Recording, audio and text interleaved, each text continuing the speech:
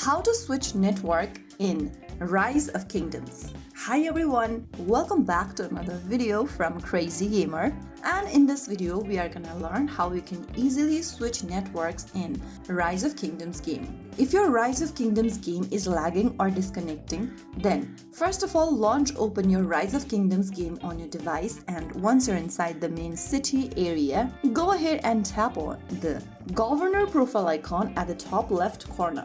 Now, from the menu that appears on the screen, click on Settings at the bottom right, and under the Settings menu, scroll down and click on Switch Network. Now, from the options available, choose the different network you want to change to and click on Yes. Soon after you do that, your new network will load. Now, after switching the network, go ahead and restart your application, and now you will be able to load the new network that you chose. So that is how you easily switch between networks in Rise of Kingdoms game. If you found the video helpful, don't forget to like, share and subscribe to our channel. I will be back again in the next video. Stay tuned till then.